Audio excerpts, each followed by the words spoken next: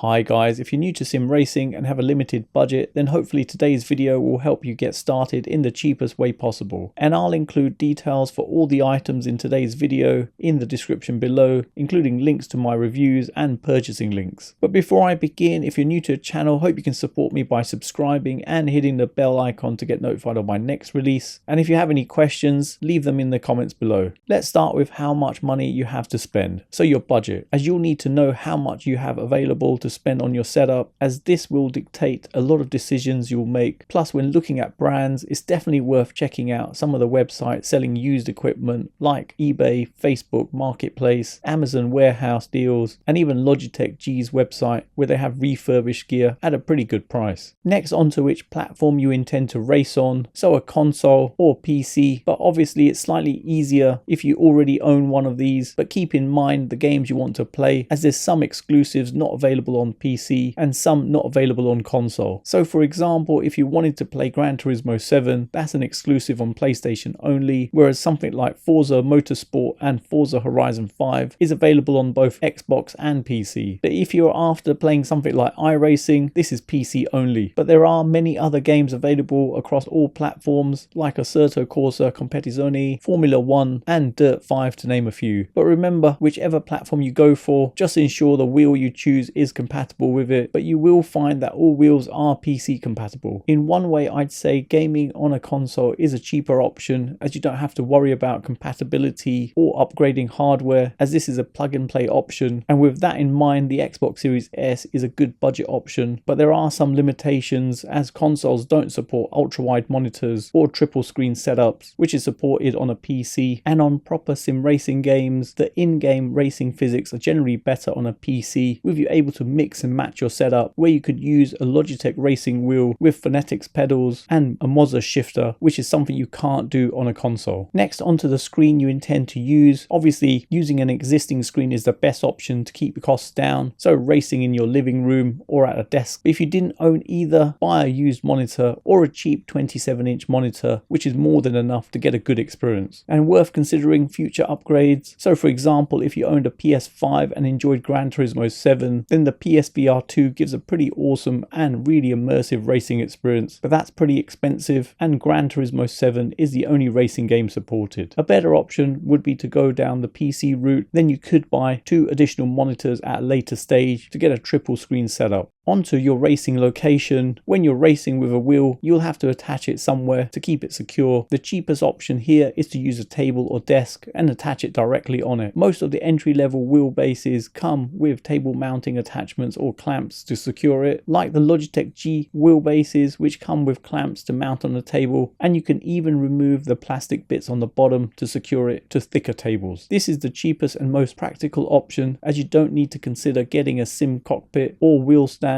allowing you to utilize the options you already have, keeping the costs low, and this also helps save on space. The only downside to this is it may get a bit annoying removing and setting up the wheel on your table if it can't be left there permanently. If you did have some extra money and wanted to invest in a wheel stand or foldable sim racing chair, price wise this will cost anywhere between £100 and £280. They're both good options, giving the stability to the wheelbase and pedals, but with the wheel stand you will need to have a chair to sit on when racing, which is perfect if you already have a desk setup. But with a racing chair you get an all-in-one solution with a wheelbase, pedal and shifter mount, depending upon the option you go for. Plus it provides a more natural seating position when racing, and the best thing with this option is that you're able to fold it away with your racing accessories attached, making it ideal if you're limited for space. If you do have the space, the best option is a fixed frame sim racing cockpit, which is more rigid, but this is much more expensive, with prices ranging from between £400 up to £1,000. I've done a sim racing cockpit buyer's guide giving all the different options to give you a better idea of what to go for if your budget stretches that far, so be sure to check out that video. Now onto wheels and pedals, as once you've chosen the platform you plan to game on, then you can narrow down on the wheels that are compatible with it. And as I've already mentioned earlier, all wheels are generally PC compatible, and you'll want to choose a wheel that provides some force feedback, otherwise the experience will be pretty disappointing. The cheapest option here is the Logitech G wheels, which has literally cornered the market in the entry level wheels. It has dual motor force feedback, which is driven by gears and cogs, providing 2.1 Newton meters of torque, which is actually not bad for an entry level wheel, and the bundle comes with pedals. Alternatively, there is the PXN V10, which is very similar to Logitech's offering, but the pedals are pretty poor on this and it doesn't support a PS5. But this bundle does include pedals and a shifter. A level up from this and you'd go for Thrustmaster's belt driven wheelbases, which actually provide quite a good alternative to Logitech's racing wheels, with it providing a better racing experience. Moving on to direct drive wheelbases, and over the last couple of years the competition around the £500 and under price point has increased quite considerably, with the introduction of the Phonetic CSL-DD, the Moza R5 and the Kama C5, all providing 5 Newton meters of torque with a far superior driving experience over the entry level wheels, with the difference literally being like night and day. But at this price point all the wheelbases are just compatible with a PC, with Phonetic and Moza providing a larger ecosystem with a build quality more superior to Kama's, but with Phonetic you can upgrade the wheel to provide both PC and Xbox support. So if your budget can stretch to a direct drive wheelbase, I'd say go for that, as that's the best option out there. And finally, taking a look at accessories like handbrakes and shifters, I wouldn't say it's essential to get one of these, as the paddle shifters are sufficient that you get on all the wheels out there, and you can assign one of the keys to act as a handbrake. And just to note, there's limited options on the entry level wheels like Logitech and PXN wheelbases, as on a console you will be limited to just a shifter in their respective ecosystems. But as I've mentioned earlier, if you game on a PC you can mix and match accessories from other brands, giving you a larger selection of items to choose from. So there you have it, you've come to the end of another video, and I hope it's helped anyone starting their sim racing journey. All the items I've mentioned in today's video are in the description below, with links to my reviews and purchasing links, and if you have any questions on this, let me know in the comments below. For those of you who've got to the end of this video, please leave a comment with cheap sim, as it's awesome to see who's got to the end of my video, and hopefully you guys enjoyed it. You can follow me on my socials, don't forget to hit the like button, subscribe to the channel and turn on notifications to be notified of my next release. Thanks for viewing and see you in the next one.